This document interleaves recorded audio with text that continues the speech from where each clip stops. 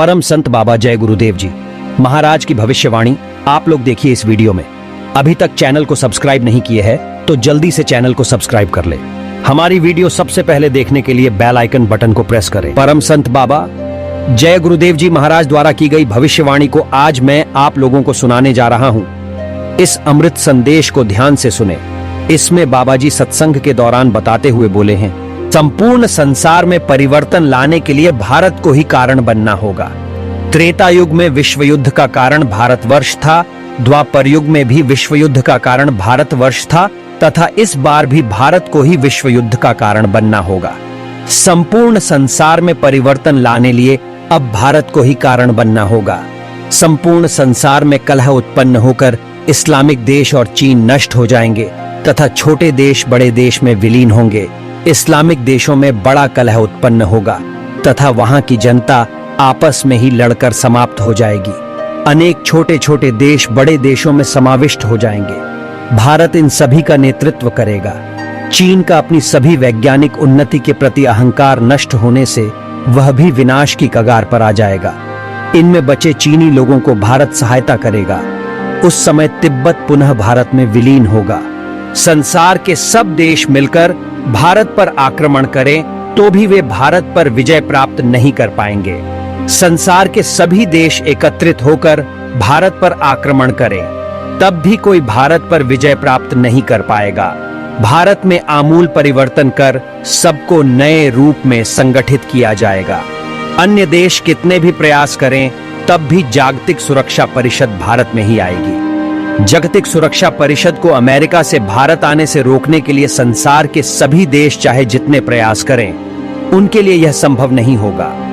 भविष्य में जागतिक सुरक्षा परिषद भारत में ही आएगी। संपूर्ण संसार में परिवर्तन करने वाले इस महापुरुष का जन्म भारत के एक छोटे गांव में हुआ है तथा उसके द्वारा संपूर्ण संसार में नए रूप से रचनात्मक परिवर्तन किया जाएगा।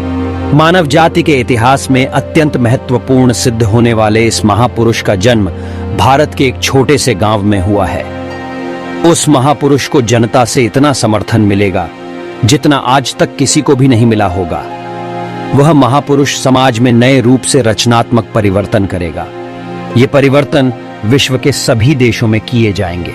उसका ध्वज और भारत कर्म भूमि है। कृष्ण ने कहा था कि भारत कर्म भूमि है।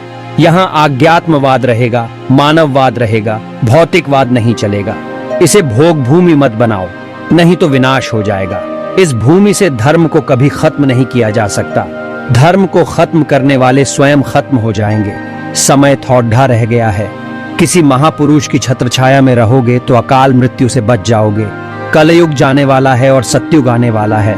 दोनों के टकराव में महाभारत होगा, फिर विनाश हो जाएगा। कई 100 साल पहले सूरदास जी ने कहा था, अकाल मृत्यु जगमाही व्यापय, परजा बहुत मरे।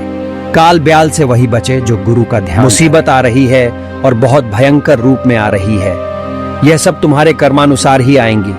बाबा जी जो कुछ भी कहते हैं उसका उनको स्वप्न होता है, आभास मिलता है और देखकर कहते हैं।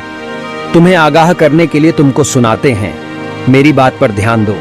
शराब, अंडा, मांस, मछली, अखाद्य वस्तुओं का सेवन छोड़ दीजिए।